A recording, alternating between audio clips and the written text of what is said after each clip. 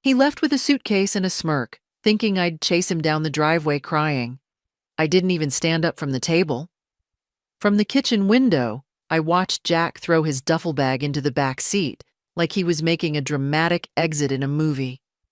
He looked back once, probably to see if I was at the door begging him to stay. I was not. I was sipping tea, a little too strong and slightly oversteeped, the way I liked it. The front gate clicked shut. His car engine sputtered, coughed, then roared to life, like always, too loud for our quiet neighborhood.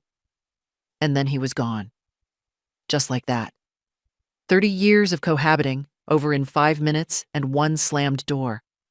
The silence that followed wasn't heavy. It was still.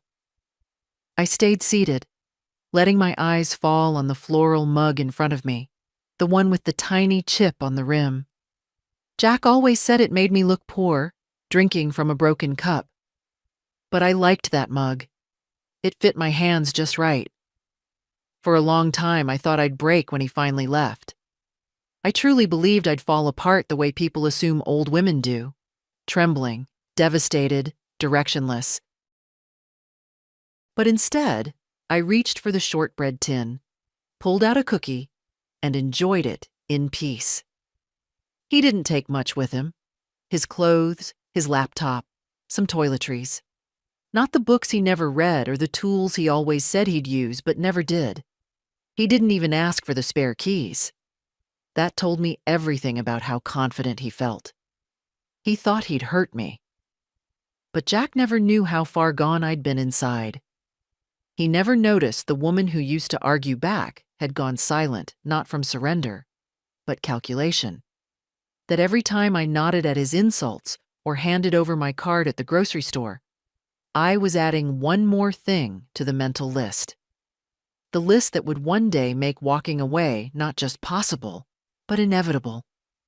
He also never noticed the name on the bank account.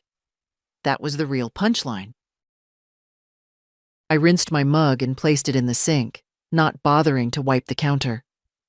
The house felt different now, lighter, as though it had been holding its breath and could finally exhale. I went into the living room. The armchair still held the indent of his body. He always slouched to the left, remote wedged under his thigh, always annoyed when I sat in the wrong chair. I sat there now, crossed my legs, stared at the ceiling, smiled. The clock ticked.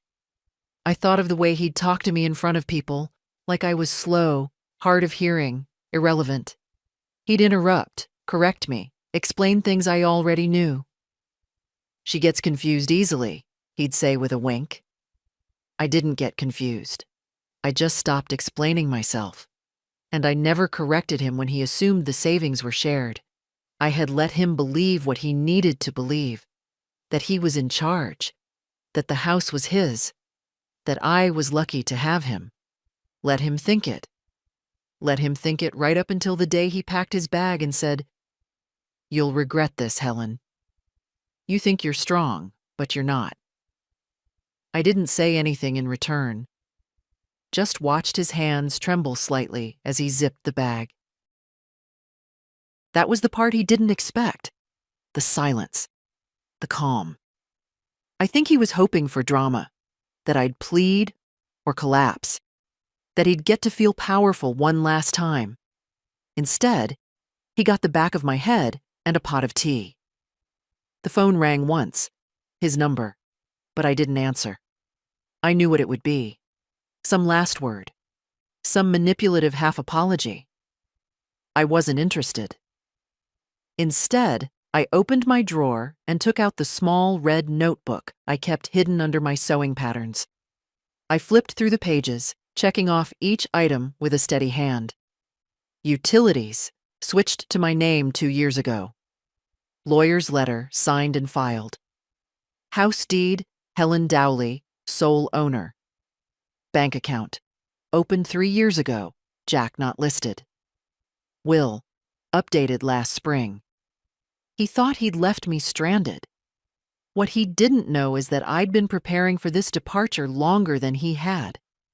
And now, for the first time in a decade, I could breathe. People say old ladies cry when men leave them. I didn't cry. I didn't even sigh. Instead, I put the red notebook back in its place and fetched the lemon oil from the cupboard.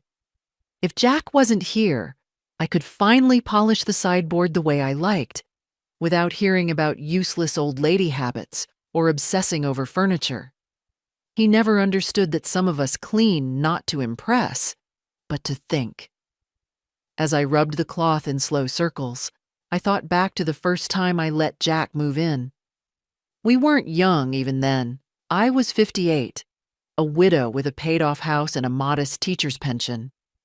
He was 62, twice divorced, and had come to the conclusion, as he liked to say, that he needed a woman with a softer heart. I mistook that for something tender. The truth was, he needed a roof, hot meals, and someone who didn't ask too many questions. He moved in gradually. A drawer here, a toothbrush there. Then his recliner appeared in my living room, like a monument I wasn't allowed to touch.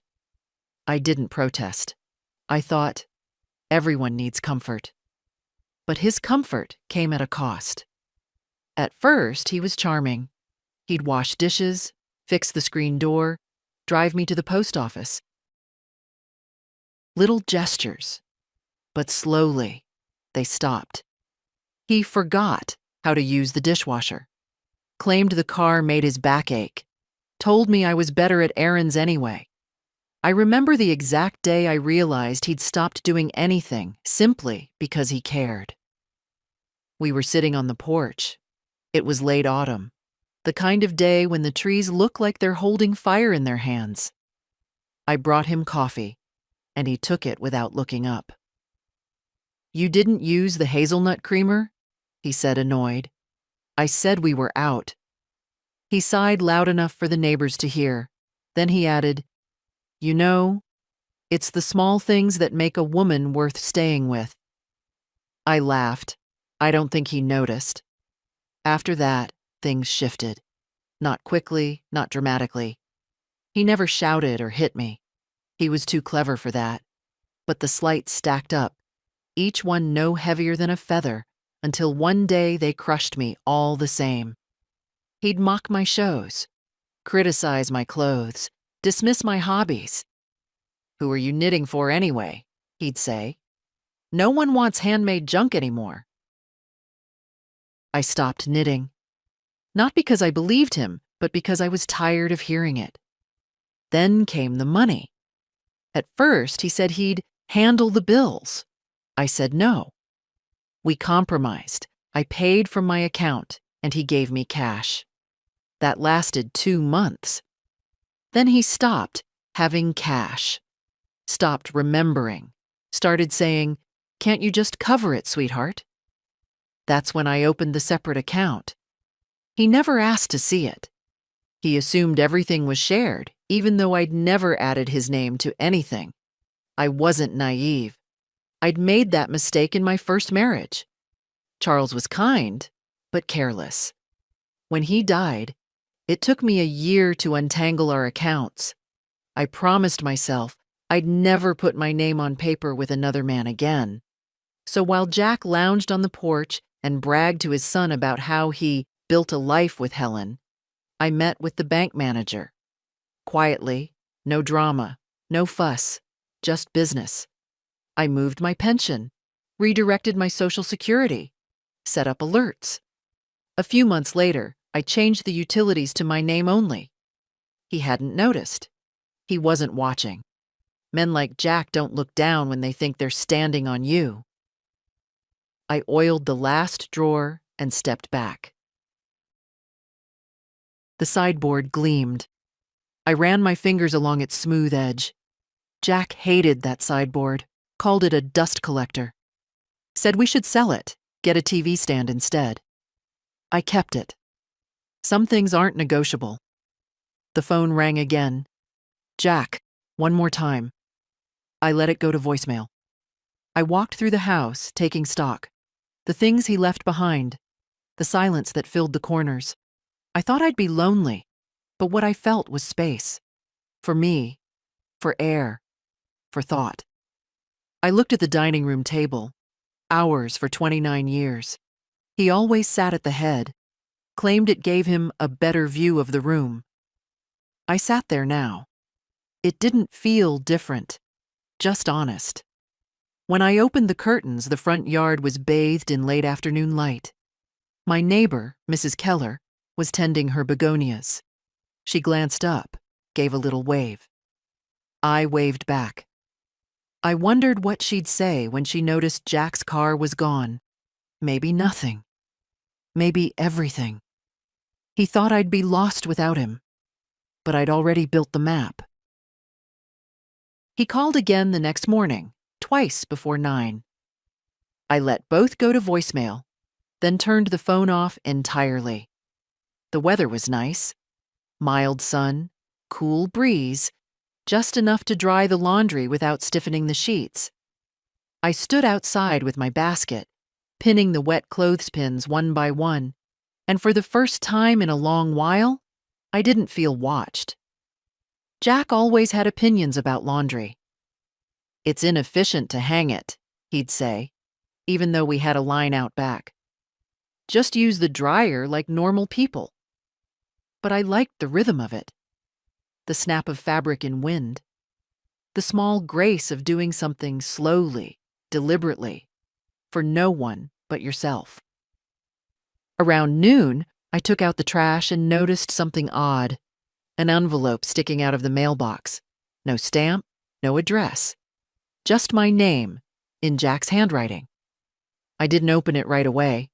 Instead, I made myself a tuna sandwich, cut the crusts, brewed fresh tea.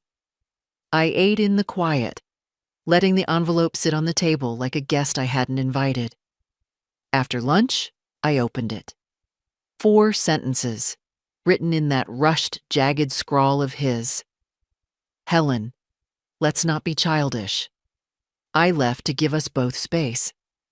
I'll be back in a week or 2. We can talk then. Jay." Not a word of apology. Not a trace of regret. Just the arrogance of a man who thought leaving was a tactic, not a decision. I folded the note and slid it into the drawer with the others. This wasn't the first time Jack had gone for a drive to think. Once he disappeared for 4 days without calling, came back with sunburn and the scent of beer on his breath. Claimed he'd visited an old army buddy. I never saw proof of that visit. It used to worry me back then. Now, it was just noise. A man like Jack had never been alone with himself long enough to understand what silence reveals. I doubted he'd last a week wherever he was. Later that afternoon, I heard the tires on gravel. My stomach clenched just slightly, out of habit. But it wasn't Jack. It was his son, Troy. He hadn't changed much. Same 2 white smile, same leather jacket despite the warmth. He used to come around once a year, maybe twice, always around tax season. Jack would act thrilled to see him, but his eyes would flick toward the cabinet where I kept the checkbook. Troy got out of the car holding a 6-pack of light beer and a bouquet of supermarket daisies. "Mrs. D," he called cheerfully. "Surprised to see me?" "Not really." "Your dad's not here," I said, standing on the porch. "Yeah, he mentioned he needed some space," Troy said, offering the flowers like a bribe. "Figured I'd stop by anyway, keep you company." I didn't take the bouquet. "You here for something?" I asked. "Or just practicing your timing?" He grinned, unbothered. "Always liked this place. You've got the best porch in the county." "Is that right?" He followed me into the kitchen without being asked. Sat at the table, cracked open a beer, made himself at home. I let him. Some dances were worth finishing. "You know," he said after a sip, "Dad's been talking about downsizing. Said this house is too much for you two now." That was fast. Jack hadn't been gone 24 hours before the circling began. "Oh, has he?" I kept my tone even. "Yeah," Troy nodded. "Said maybe you two could move into one of those assisted living places. Something easier. And sell this place before the market dips again." He glanced at me, testing. I met his eyes and said nothing. Troy leaned back in his chair. "I got a guy who could help. Real estate's my world now. I could get you a good deal." "Funny," I said. "No one mentioned that to me before." Troy shrugged. "Guess Dad didn't want to worry you. But hey, with the proceeds, you could set yourselves up real nice. New car, maybe even a little trip." The audacity wasn't even offensive. It was boring. "I'll think about it," I said. Then stood. "You want to take those flowers back with you?" He blinked. "No, I brought them for you." "I don't like daisies," I said calmly. "Never have." I didn't walk him out. Just turned and started washing the dishes from lunch. When I looked out the window 10 minutes later, his car was gone. That evening, I opened the red notebook again and made a new list. Change locks. Contact lawyer. Move CDs to safe deposit box. Review house deed again. Jack and his son thought they were ahead of me. They thought I was still the woman who smiled politely and handed over checks. They hadn't realized I'd started counting receipts. The day I stopped cooking for him was the day I started breathing again. It wasn't a grand announcement. No slammed pots, no fiery speech. Just a quiet evening, a bowl of vegetable soup, and no second place set on the table. That was 6 months ago. He noticed, of course. "Where's mine?" he asked, standing in the doorway in his too tight flannel shirt, the one with mustard stains he never saw. "In the fridge," I replied, without looking up. "You know where the microwave is?" He laughed. "You mad about something?" "No," I said, spooning soup into my mouth. "Just tired." And that was the truth. Tired of being expected to fill his plate while he filled the room with complaints. Tired of him eating in front of the TV while I cleared dishes in silence. Tired of feeling like a waitress who forgot her name somewhere between the salt shaker and the laundry basket. After that, I stopped doing a lot of things. I stopped reminding him to take his blood pressure pills. I stopped buying his favorite cereal. I stopped refilling the bottle of aftershave he never once thanked me for replacing. He didn't like it. "You're being cold lately," he said one evening, watching me fold laundry. "I'm being quiet," I replied.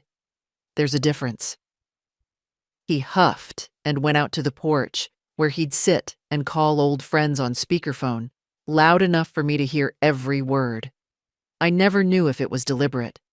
I stopped caring. The more I withdrew, the more he tested. Little pokes, snide comments. One day he suggested I should stop wearing my good jewelry around the house. "Someone might think you're showing off."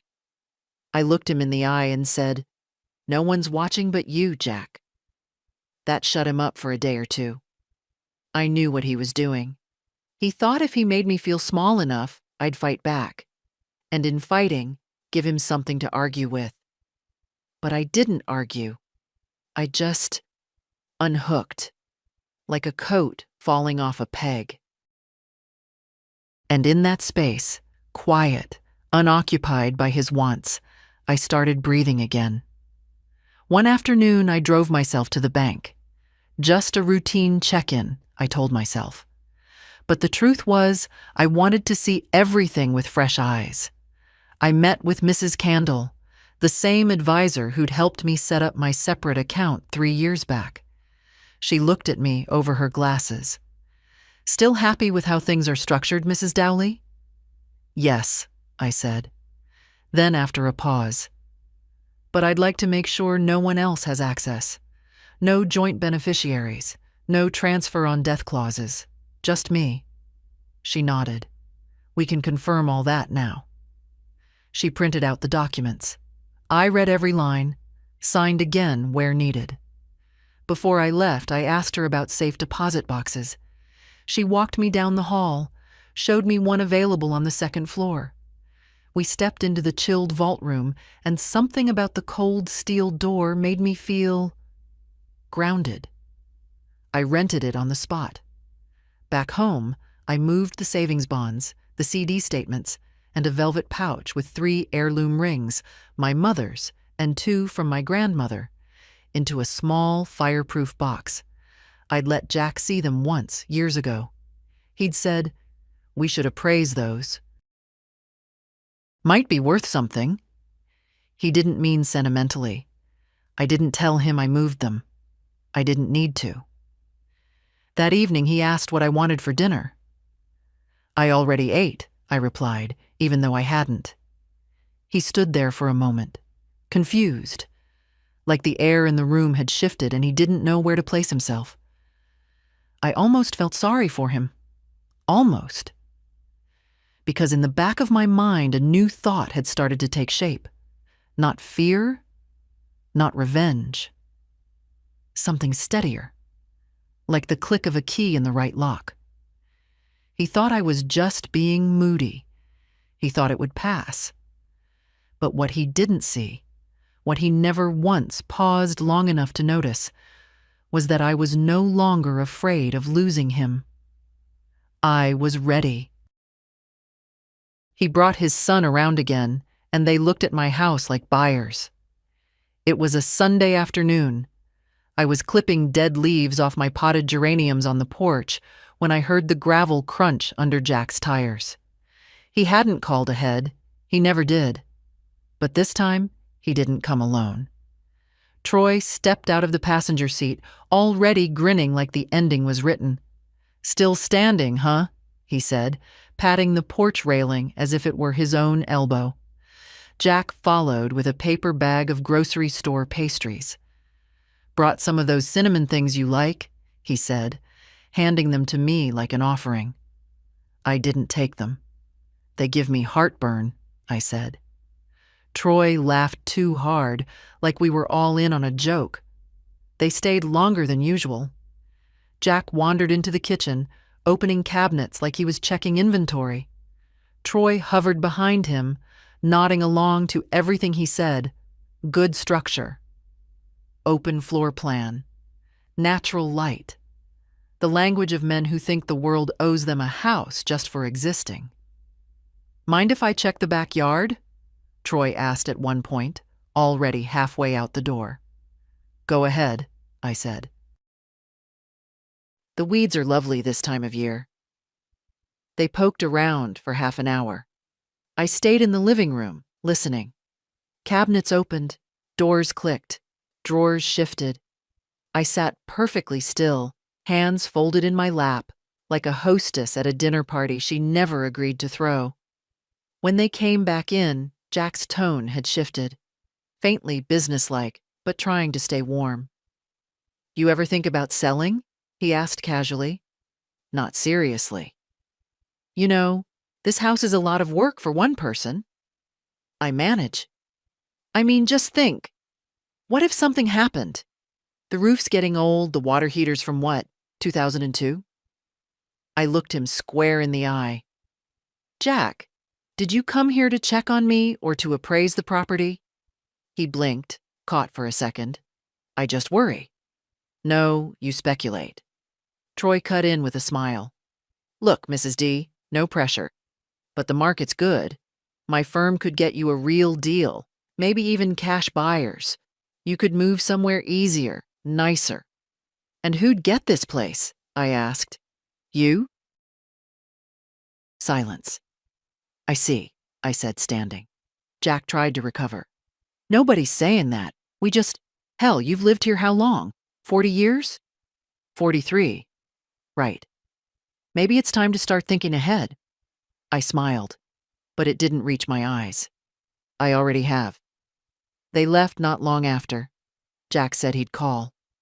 Troy muttered something about emailing me a few light listings. I nodded as if I might read them. The moment their car pulled away, I locked the door and went to my bedroom. Inside the closet was a fireproof box. I pulled it down, took out the folder marked property, and opened it flat across the bed. There it was, in black ink. The deed. My name only. No Jack, no Troy. I'd signed it that way on purpose years ago, after a conversation with my lawyer, an older woman who'd once looked me in the eye and said, "Helen, love does not entitle a man to your assets." Smart woman. Still, I wanted more certainty. So I called her. Her assistant answered, said she could see me Wednesday. "No rush," I said, "but I want to update a few things." "Same address, same file?" "Yes, but tell her I'd like to make it airtight this time." That night, I barely slept. Not because of fear, but because of clarity. For years, I'd let Jack drift in and out of this house like it was a given, like my home, my peace, my name on the papers didn't count. But now he was bringing people through like a man testing the soil before he plants a flag. And Troy, God help me, Troy looked around this place like he already had paint samples in his head. I opened the notebook. New entry. Add survivorship clause. Consider living trust. Send copies to Beth, my niece. Review emergency contacts. It's funny how quiet a house gets when you finally stop lying to yourself. I went to the bank that morning, quietly. No one saw me leave. Jack wasn't around to ask where I was going, and even if he had been, I would have said something vague like, "I'm picking up stamps." That was one of the luxuries of age. No one expected you to move with purpose. But I was moving with more purpose than I had in years. My appointment was at 9:30. I wore a gray skirt and a navy blouse, clothes Jack called funeral librarian outfits, but I liked how they made me feel. Calm, neutral, untouchable. The bank manager, Mrs. Condell, greeted me with the same soft professionalism I'd come to appreciate. She didn't ask about Jack. She didn't make conversation. She just ushered me into her office and pulled up my file. "How can I help today, Mrs. Dowley?" I opened my bag and took out a small manila folder. "I want to transfer some funds," I said, "and make sure they're shielded. Completely." She nodded without blinking. "Shielded from whom?" "My partner," I said. "Not legally married, not on any account, but nosy." "Understood." She typed a few things, then printed out 3 forms. "Your retirement is already separate," she explained. "Your investment account, too. But the main checking and savings, those are linked to the household address. If we transfer them to a private client division and flag them as individual, there'll be no statements mailed home, no paper trail, just secure online access." "Good," I said. "Do it." "And do you want to assign a beneficiary?" "Yes, my niece, Beth Langley." She wrote it down. "Anyone else?" "No one else." It took 20 minutes, a few signatures, a new card ordered. She handed me a set of temporary checks and a business card with her direct line. "Anything changes, call me first." I looked her in the eye. "Thank you." "You're not the first," she said gently. "And you're not alone." I walked out of that bank feeling like a woman who had finally stopped asking for permission to live her own life. The air smelled like cut grass and car exhaust. I stopped at the bakery across the street and bought myself a warm roll. No reason, just because I could. Back home, I placed the roll on a plate, made tea, and sat on the porch. From there, I could see the driveway. Still empty. Still mine. Jack had been gone 5 days now. He hadn't tried to come back, but he was calling, leaving voicemails. First polite, then urgent, then quiet again. I didn't listen to any of them. Instead, I opened the envelope from the lawyer. Everything was in motion now, the deed reaffirmed in my name. A revocation of cohabitation privileges, drafted, blunt, perhaps, but legally solid. A trust was being prepared. Beth would be the executor, not because she was family, but because she listened. At 4, I called the locksmith. He arrived the next morning, polite and fast. Changed all 3 locks, front, side, and garage. When he asked if I wanted a copy made for anyone else, I said no. Just the 2 in my purse, and the 3rd for the lockbox. That night, I slept with the windows open. The silence was different now. Not the hollow silence of something missing, but the deep, rich quiet of something finished. The kind that lets you rest. Jack had always said I was the kind of woman who'd fall apart if left alone. I didn't fall apart. I fell into place. He left some papers on the table, folded neatly, clipped together, like it was just mail he forgot to sort. I noticed them the moment I walked into the kitchen. 3 pages, no envelope, resting next to the salt shaker like they belonged there. Jack's handwriting was scrawled across a post-it. Sign these when you have a minute. Just routine. Routine. That was the word he always used when something wasn't. I sat down. Didn't touch the papers right away. Just looked at them while the kettle hummed on the stove. The corner of the top page had a familiar letterhead. Sunhaven Title and Escrow. The name of a local firm. He hadn't even tried to hide it. I made my tea, let it steep too long, sat back down, then read. Page 1. Authorization to initiate discussions about co-ownership transfer. Page 2. A preliminary agreement outlining intent to mutually retitle residential property for asset simplification. Page 3. A disclosure form. He hadn't signed any of them yet. He wanted me to go first. That was clever in a lazy kind of way. I folded them back together and set them aside. I didn't get angry, didn't curse. Just stared at the steam rising from my cup and thought, so this is what he came back for. It had been a week since he'd left. No bags, no announcement. Just one afternoon, I came back from the post office, and there he was in the living room, shoes kicked off, watching the news like nothing had happened. "You're back," I'd said. "Wasn't gone that long," he said. "Needed air." Things got tense. That was his version of an apology, and I let it sit. I nodded. I didn't welcome him, but I didn't throw him out either. I needed time to see where the wind was blowing. Turns out it was blowing straight toward my deed. Later that evening, after he'd gone out to get milk and returned 3 hours later without it, I placed the papers in an empty manila envelope and wrote across the front, "Return to sender." The next morning, I left it on his pillow. He didn't mention it for 2 days. Then over breakfast, he said, "You get a chance to look at those forms?" I wiped my mouth with a napkin. I did. And the answer is no. He stared at me like he didn't understand the word, like it was new. No? That's right. He shifted in his chair. "Helen, it's not a big deal. It's just about future planning." "No," I said again, calmly. "It's about control. And the answer is still no." "You're being paranoid." "No, Jack, I'm being awake." He stood, pushing his chair back too hard. "You think I'm trying to steal from you?" I sipped my tea. "I think you're trying to rewrite something that's already settled. And I think you're not used to hearing me say no." He stared at me, jaw tight, fists half curled like he wanted to hit something but couldn't find a reason.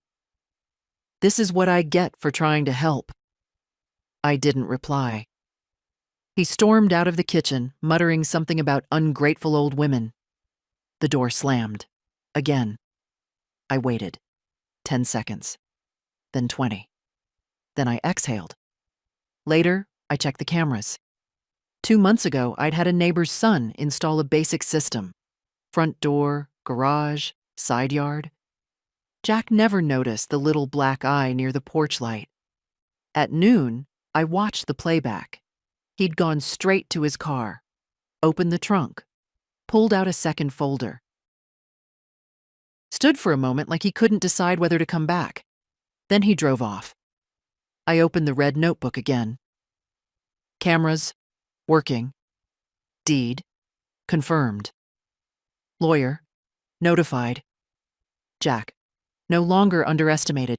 He thought he could outweight me, wear me down.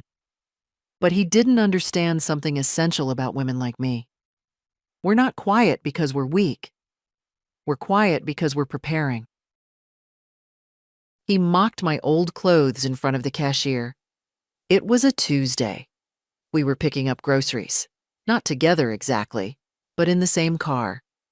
Jack insisted on coming along because he wanted to get a few things, which usually meant adding junk to my cart and pretending it was his money paying for it. I hadn't planned to run into anyone.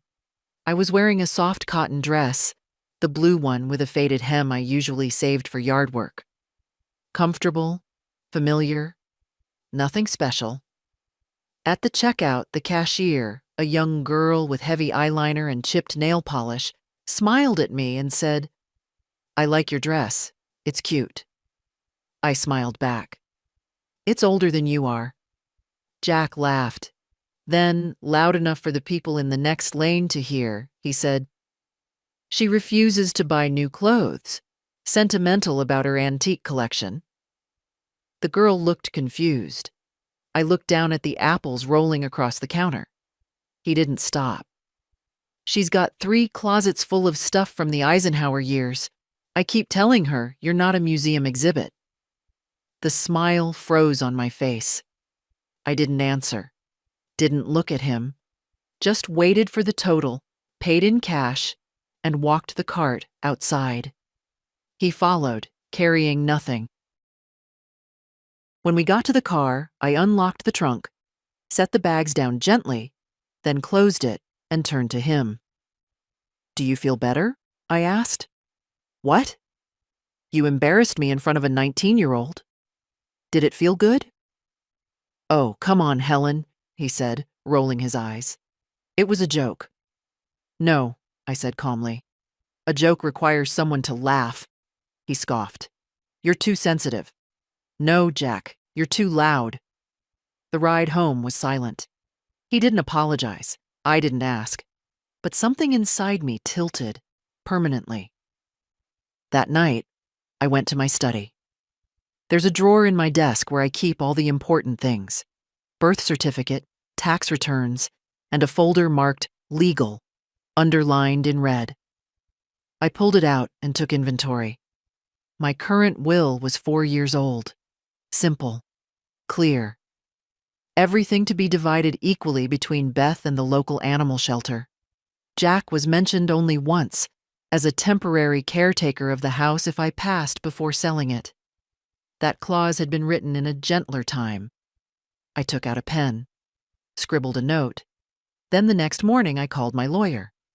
"Change of plans," I said. "I want him removed entirely, not as executor. Not as temporary anything." "Understood," she replied. "And I want the house to go directly into a living trust, effective immediately. He doesn't live here full time. He's not on the deed. I don't want him able to make a single decision about this property if I'm gone." "Very well. One more thing," I added. "Can we add a clause? Something petty but legal?" She laughed. "Like what?" "Like a stipulation that he may not enter the property after my death unless Beth is present, or unless he's here to collect a single pre-approved box of personal belongings. Nothing more." "Doable." "Good. Let's do that." That afternoon, I pulled the blue dress from the laundry basket, washed it by hand, let it dry on the line, then folded it gently and placed it at the back of the closet. Not because I was ashamed of it, but because I didn't need to wear it again. I had made my point. To him and to myself. He thought I was still the woman who would smooth over every moment, who would laugh nervously when he insulted me, who would say, "It's fine, Jack, it doesn't matter." But it does. Words matter. So do the small cuts we carry for years, and sometimes the sharpest answer is silence. He booked a cruise with my money. I canceled it before he packed. It was a Friday. Jack had been walking around with that peculiar mix of smugness and fake humility, the kind of mood that always meant he was up to something. He hummed in the mornings, was oddly polite, made coffee, even brought me a cup without being asked. I didn't drink it. By lunch, he'd left his laptop open on the kitchen counter. Not a habit of his. Jack guarded that thing like a banker guarding a vault. But this time, he left it in plain view, unlocked, almost like an invitation. I wasn't snooping. Not really. But I walked by and saw it on the screen. Confirmation email. "Thank you for booking with Grand Horizon Cruises." My name was listed first. Mrs. Helen Dowley, then his. 8 nights. Balcony suite. Departing in 6 weeks. Non-refundable. Paid in full. I opened the details. The payment had been made from a card he didn't own, because Jack didn't have a card. Not in his name. Not with that limit. He'd used mine. I walked away. Slowly. Boiled water. Made tea. Sat down in the den and breathed. Then I got up, fetched my red notebook, and found the bank card I kept in the back pocket, wrapped in an elastic band. My personal card, the one I rarely used in front of him. I called the number on the back. "Grand Horizon Cruises, how may I assist you?" "I need to cancel a booking," I said. It was made without my authorization. The woman was polite, then confused, then understanding. I explained it calmly. No raised voice, just facts. "Yes, we can cancel," she said, "but there may be a partial fee." "I understand." 10 minutes later, the reservation was gone. The money would be refunded in 5 to 7 business days, back into my account, not his. That evening, Jack walked in holding a brochure. He laid it on the table like a magician presenting the final card. "I did something nice for us," he said, smiling. "Look inside." I didn't move. "I booked that cruise you mentioned," he continued. "You've been stressed. I figured we could use a break, just the two of us." He made it sound like a gift. I looked him in the eye. "It's canceled." His smile faltered. "What?" "The booking. I canceled it." "You? Why would you? How? You used my money, Jack." "Without asking?" "It was for us." "No, it was for you. If it were for us, you'd have asked." He raised his hands, defensive. "Come on, Helen. It's not like I drained your savings. It was one trip. Without my permission. I thought you'd be happy. I thought you'd have boundaries." He grabbed the brochure, crumpled it. "You're unbelievable." "No, Jack. I'm awake." He stormed out, slamming the door so hard it rattled the pictures on the wall. I sat perfectly still. Outside, a storm was rolling in. The wind picked up. Leaves swirled across the porch. I could hear thunder in the distance. I poured myself another cup of tea. That night, I changed all my online passwords. Every last one. Banking, email, utilities, my phone account, the Wi-Fi. The last thing I did before bed was pull the key from under the planter on the porch and throw it into the trash. He didn't need access anymore, and I didn't need a vacation. I already had one. A life without him. He slammed the door, said, "You'll regret this." I smiled. He meant it as a final word. something sharp to throw behind him like a match tossed onto dry grass. But nothing caught fire. I just stood in the hallway, holding the dish towel I'd been folding, and watched the door swing shut. It was quiet afterward. Not sad, not sudden, just quiet. Jack had stormed out plenty of times before. To the bar, to his son's place, once to a motel an hour out of town, claiming he needed air after I asked him not to insult my cooking in front of company. But this time felt different. He'd packed a bag. Not his usual overnight duffel, but the large black suitcase with the broken wheel. The one he only used when he planned to stay gone long enough to need clean socks. He didn't say goodbye. He didn't ask if I needed anything. He just spat out that little curse, like a curse from a man who thought absence would teach me a lesson. I heard the car door slam, the engine cough, then fade into the distance. I didn't go to the window. I turned back into the kitchen, rinsed my hands, and made tea. I chose the good mug, the one with the painted violets and the faint chip on the rim. The one Jack always said looked cheap. I carried my cup to the back porch and sat in the glider. It was late afternoon, the sun already sliding low over the fence line. A breeze moved through the trees. The same breeze that used to carry the sound of his voice when he was on the phone out here, complaining to whoever would listen. Now it just carried birdsong. And my breath. I looked around at my yard. Nothing grand. Just a patch of grass, 2 crepe myrtles, and the rusted wind chimes he hated. He once said they sounded like regret. I always thought they sounded like weather you could trust. I sipped my tea, thought of nothing, or maybe everything. The groceries were put away, the house was clean, the silence wasn't heavy, it was earned. He'd left thinking I'd panic, that I'd call, that I'd beg him to come back and explain. But I'd already had that conversation with myself. I'd had it every night for the past year.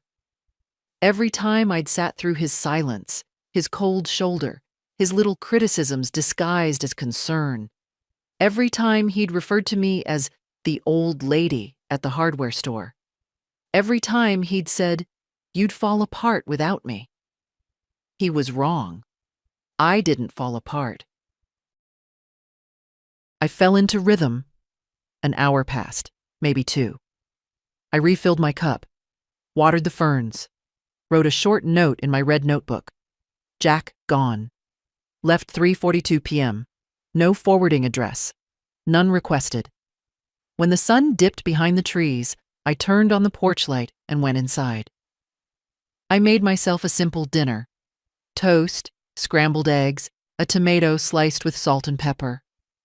I sat at the table with no second place set. I didn't light a candle. I didn't need ceremony.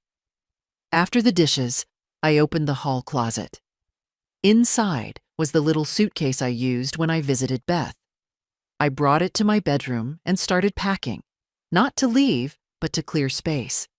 Every drawer Jack had used, emptied. Every item folded, bagged, placed by the front door. I didn't throw anything out. I just moved it all to a box. One single box. His shirts. His razor. His second pair of shoes. His prescription bottle he always left in the cabinet, like I was supposed to remember it.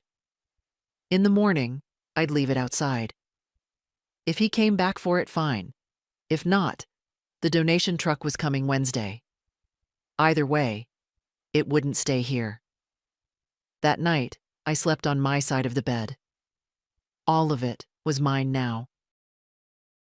He came back 3 days later, with a story. I heard the car before I saw it. Same old engine rattle. Same too fast turn into the driveway. I was in the garden, cutting back the hydrangeas. The shears paused in my hand when I heard the door slam. He didn't knock, just walked in like always, keys jingling, voice raised. "Helen?" I didn't answer. He stepped into the backyard, holding his phone in one hand and a half-wrinkled shopping bag in the other. I brought those ginger biscuits you like, the kind from that place in Cressling. I stood slowly, wiped my hands on my apron. The sun was warm on my back. I didn't say a word. He looked tired, or maybe just unshaven. There was a scuff on his cheek and a sweat stain down the middle of his shirt. He smiled, forced. Thought I'd come by, talk, clear the air. I looked at the bag, then at him. You didn't bring milk this time either. He chuckled weakly. Fair enough. Look, I've been thinking. Things got heated, sure. But we've been through worse, haven't we? No, Jack, I said. We haven't. He blinked. You mean to tell me you're still mad about the cruise? No, I said. I'm finished being mad. That's the difference. He sat on the edge of the porch, like he used to do when he wanted to look casual. But I could see the tension in his shoulders. He wasn't here for an apology. He was here to reset the clock. Look, he said, I know I've been hard to live with. I'm not perfect. But we've got history. And you're not exactly easy either, you know. I nodded once. That's true. He perked up at that. You've changed, Helen. You've been cold. You used to laugh more. What happened to that woman who used to sing in the kitchen?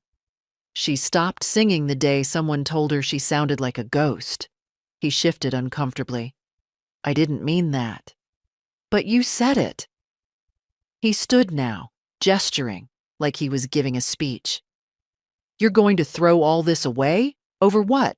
Hurt feelings? A canceled cruise? Some paperwork you didn't like? I looked at him. Not angry, not sad, just steady. You're not the problem, Jack, I said. You're the pattern. What the hell does that mean? It means I've lived this life before. Once with a smile, once with silence, but never with peace. And I'm too old to repeat it again just because someone's afraid of being alone. He stared at me, eyes narrowing. You'll regret this, he said again, but it sounded thinner this time. More like a habit than a warning. No, I said. I won't. He stepped forward. This is my home, too. It's not, I said quietly. It never was. You just lived in it. That landed. His mouth opened, then closed. You're going to die alone in this house, Helen. I shook my head. No, I'm going to live alone. That's different. He stared at me for another long moment. Then he turned, walked to the car, and drove away without slamming the door this time. I waited until the sound disappeared completely. Then I went inside, opened the fridge, and put the ginger biscuits straight into the trash.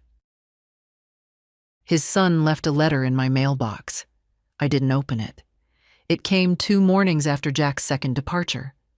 I was out early, pruning the roses before the sun got too high. When I walked back up the path, I saw the envelope. Plain white, name written in bold marker, my full name in that same cocky block handwriting Troy had used on a birthday card years ago. To Mrs. Helen Dowley. No stamp, no return address. Just delivered by hand, like a favor or a threat. I stood there for a moment, thumb on the flap. Then I set it on the kitchen table and made my tea. It stayed there all day. Mid-morning, I vacuumed. Afternoon, I worked on the quilt I'd neglected for 6 months. Around 3, I went for a short walk around the block, just far enough to feel air on my skin and remember I had legs meant for walking without purpose.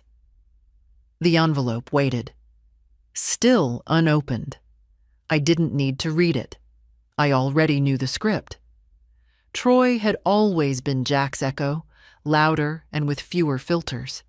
If Jack wanted to manipulate, Troy came to pressure. He'd done it with charm before, bringing cheap flowers, exaggerated concern, leaning on the word we like it held history. We're just worried about you. We want what's best. We can help. But I knew what help meant to them. It meant give us what we think is ours. At dinner time, I moved the envelope to the hall table. By bedtime, I dropped it into the fireproof box without breaking the seal. Let the words stay unread. They had nothing I needed. That night, I sat in the living room with only one lamp on, the same way I had for years. Jack used to say I kept the place too dim. "You're not running a seance," he'd joke. But I liked the soft light. It made the walls feel close in a good way. I opened my red notebook. Envelope from Troy, discarded, unread. No contact from Jack, 48 hours. House quiet. Me, steady. Then I wrote one more line and underlined it. Do not negotiate with people who think your peace is negotiable. The next day, I took out the trash. The box with Jack's belongings had been on the porch for nearly a week, untouched. I carried it to the edge of the sidewalk and set it beside the bins. Donation pickup was due by 10. At 9:15, a blue truck pulled up. Same driver as last time. He nodded, smiled, lifted the box. "House clean out?" he asked. "Something like that," I said. He loaded it gently. When he left, I stood there a minute longer. Nothing dramatic. Just me, the sidewalk, and an open porch. No ghosts. No echoes. Just space.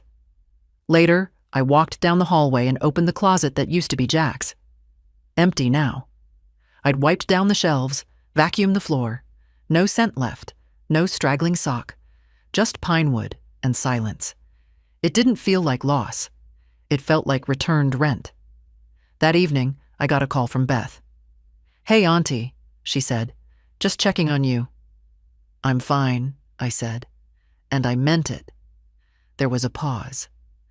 "I got the updated paperwork from your lawyer. Everything's in place." "Good. You want me to stop by this weekend? Bring muffins? I promise not to talk about work." "Come Sunday," I said. "Bring the ones with walnuts." "You got it." We hung up. I sat on the porch again, hands in my lap, wind brushing the hem of my pants. Somewhere down the street, wind chimes rang. Someone else's, not mine. Jack always hated mine. I hadn't noticed when they stopped. Maybe the string had snapped. Maybe the wind just hadn't been right. Either way, I didn't need them now. The quiet said everything. On Sunday, I set the table for two. Not because I had to, because I wanted to. Beth arrived just before noon, holding a paper bag and a vase of marigolds. "You said walnuts," she smiled. "But I added cinnamon. Hope that's not a crime." She kissed my cheek like always, breezed into the kitchen, and made herself at home. I liked that about her. She never lingered in doorways like she was waiting for permission. While she poured the tea, I laid out 2 plates, 2 napkins, and the good butter. Jack used to hate that butter. "Too salty," he'd say, scraping it off his toast. I used it generously now. We sat at the table, just the two of us, in the morning light. "You changed something," she said, looking around. "No, something left." She nodded. Didn't press. Beth never asked questions that felt like demands. We ate quietly for a while. Muffins soft and warm, tea a little strong. Outside, the leaves were starting to shift. First hints of orange and dull red. I loved this time of year. The beginning of shedding, of letting go without fanfare. She helped with dishes, wiped the counter, then sat back down with her tea. "I've been thinking," she said. "Careful," I said. "That's how trouble starts." She grinned. "You know how I do design work for those community centers?" "Yes." "Well, there's a program for women over 60. They're looking for guest speakers. Nothing formal, just small talks, stories, experiences. I looked at her. You think I should tell strangers how to get rid of freeloading men? She laughed, nearly snorted her tea. I think you've lived through things most people are too polite to talk about. And I think some of those women would feel less alone if they heard your voice. I didn't answer right away. She didn't push. When she left, I walked her to the car, the vase of marigolds already brightening the front window. She waved from the driver's seat, hand steady, eyes soft. Back inside, the house didn't feel empty. It felt open. I went to the closet and pulled out a box I hadn't touched in years. Old photo albums, letters, scraps of paper with recipes in my mother's handwriting. I sifted through them without rushing. Some photos made me laugh. Some I set aside. Some I placed gently in a new album labeled Mine. Not us. Not family. Not Dowley. Just mine. That evening, I roasted potatoes and cooked a small piece of salmon. I lit a candle, not for atmosphere, but because I liked the flicker. The dog across the street barked once, then settled. The clock ticked steadily. After dinner, I opened a fresh page in my notebook. Beth visit. Good. House, stable. Me. Ready? Then in smaller letters. I am not waiting for anything to change. I have already changed. I underlined it twice. When I went to bed that night, I slept without dreams. Not because there was nothing left to want, but because I no longer needed wanting to fill the silence. The letter came on a Thursday, postmarked from 2 towns over. Handwritten. Jack hadn't written to me in 30 years. Not even in the early days, when I was the one traveling to see my sister, and he was trying to play the patient man. Back then, he left voicemails. Short, clipped, impatient. But now, after everything, he wrote. The envelope was off-white, thick, his handwriting unmistakable. Slanted slightly left, like a man leaning away from what he's saying. It sat on the hall table all morning. I dusted the bookshelves, took a walk, made soup. The envelope stayed where it was. Around 3 I made a cup of tea, took the letter out to the porch, and opened it with the same care I'd give to peeling a bruise from a piece of fruit. He started without greeting. I suppose you think you've won, that you've made your point. Maybe you have. I don't know anymore. I paused, exhaled. It's not easy, being shut out. I keep wondering if you told everyone already. Beth, your neighbors, that lawyer friend of yours. Maybe you all laugh about it behind my back. Maybe you sit around and talk about how clever you were. But I keep thinking about the porch. About how you used to bring me coffee without asking. About the sideboard you refused to sell. About that stupid old movie you liked. The one with the girl who runs off in the rain. I didn't understand you. That's true. Maybe I didn't even try. I folded the letter there, not because I was angry, but because I already knew what came next.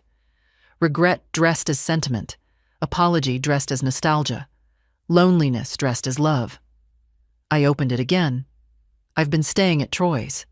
It's not ideal. He talks too much. His wife hates me. I don't belong here. I think about coming back, but I know you'd lock the door.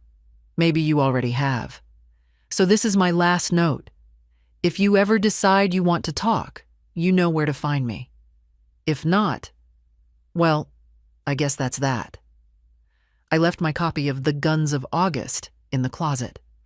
If you still have it, maybe send it along. Or don't.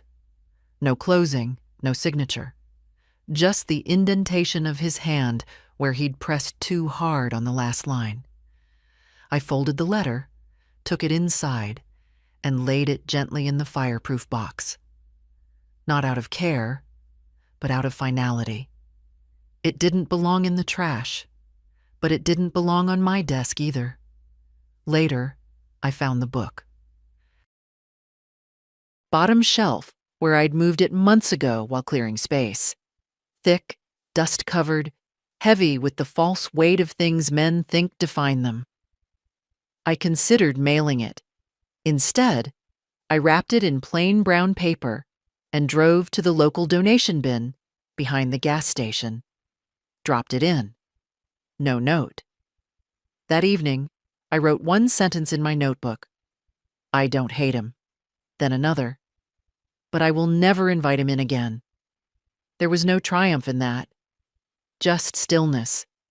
The kind that comes after the storm has passed, not with sunshine, but with air that finally holds still. I made toast for dinner. Opened a book I hadn't read in years. Lit the good candle.